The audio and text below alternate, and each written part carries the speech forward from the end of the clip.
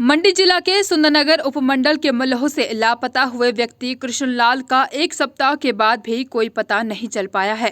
कृष्णलाल की पत्नी खेमलता सहित परिवार के अन्य सदस्यों ने 3 लोगों पर हत्या का शक जताया है और आरोपियों को हिरासत में लेकर उनसे पूछताछ की गुहार लगाई है। परिजनों सहित गांव के एक प्रतिनिधिमंडल ने सुंदरनगर में उप मुख्यमंत्री मुकेश अग्निहोत्री से मुलाकात की और उन्हें ज्ञापन सौंप कृष्णलाल का जल्द से जल्द सुराग लगाने की मांग की है। उप मुख्यमंत्री को सौंपे ज्ञापन में परिजनों ने 3 लोगों पर हत्या का शक जताया है।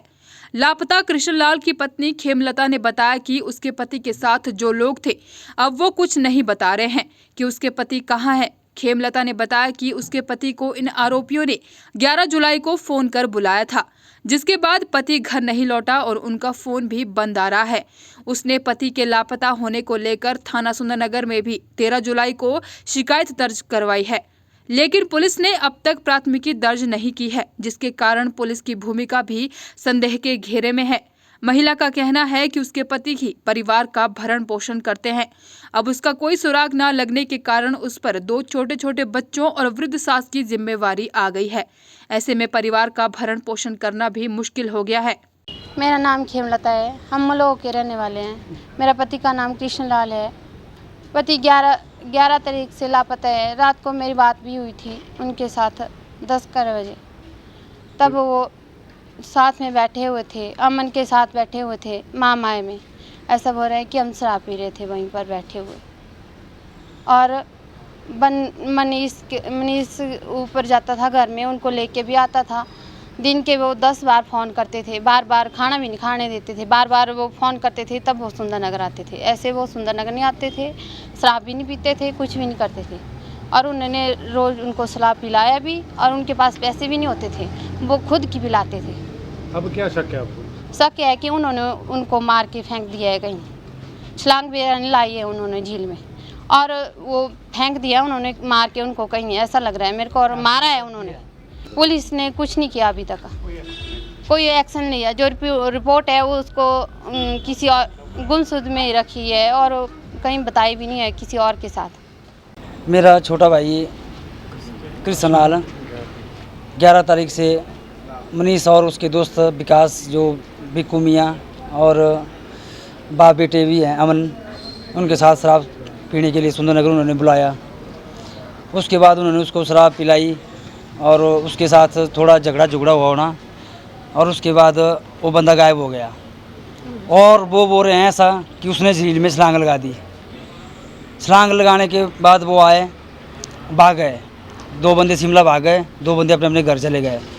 फिर मैंने कृष्णलाल की पत्नी से उसके दोस्त का नंबर लिया, उसको बंदे को फ़ोन किया, मनीष को। मनीष से मेरी बात हुई, मैंने बोला वो कहाँ है, ब्रदर के बारे में पूछा।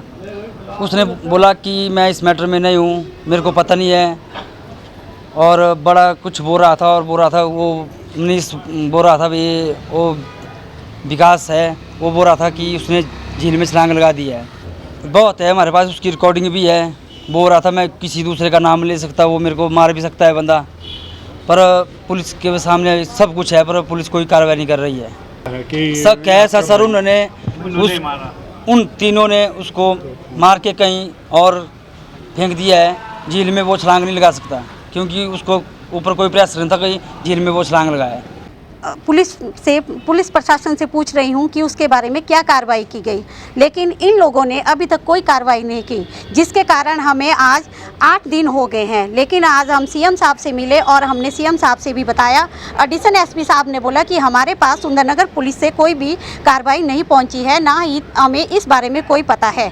लेकिन सुंदरनगर पुलिस कुछ भी कार्रवाई नहीं कर रही है। वो कह रही है कि उसने छलांग लगाई है, जबकि उसने छलांग नहीं लगाई है। इन 3 लोगों ने इसको मार डाला है, जबकि पुलिस ने शिमला से इन 2 लड़कों को बुलाया। एक का नाम अमन है और अमन के साथ उसके पिताजी भी हैं, उनको बुलाया। लेकिन जो बिक्कू मियाँ, विकास है और मनीष है, उनको भी सब कुछ पता है। जो मनीष है उसने बताया कि ऐसा ऐसा हुआ है, लेकिन मैं इस बारे में किसी को और कुछ नहीं बता सकता क्योंकि वो मुझे मार डालेंगे।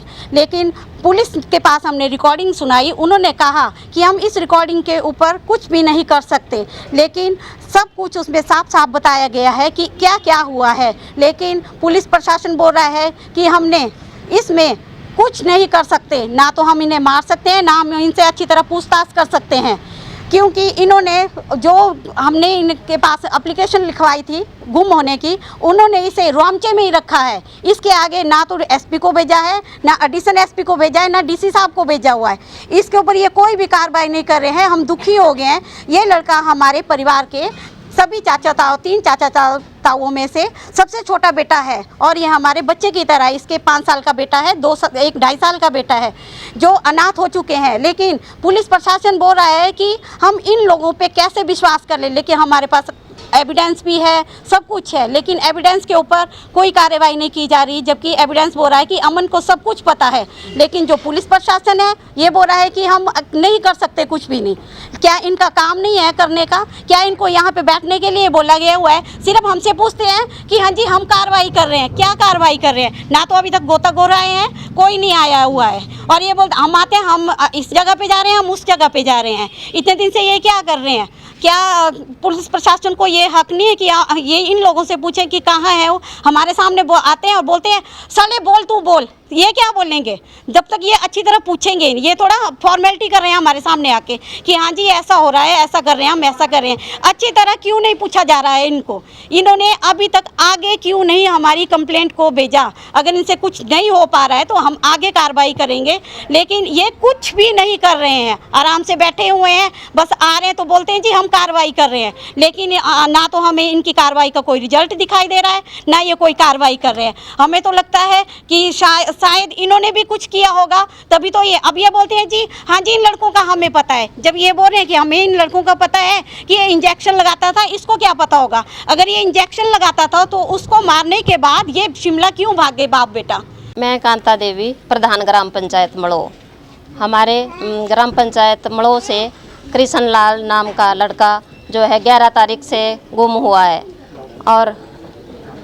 और हमने पुलिस स्टेशन में भी इसकी रिपोर्ट दर्ज करवाई है।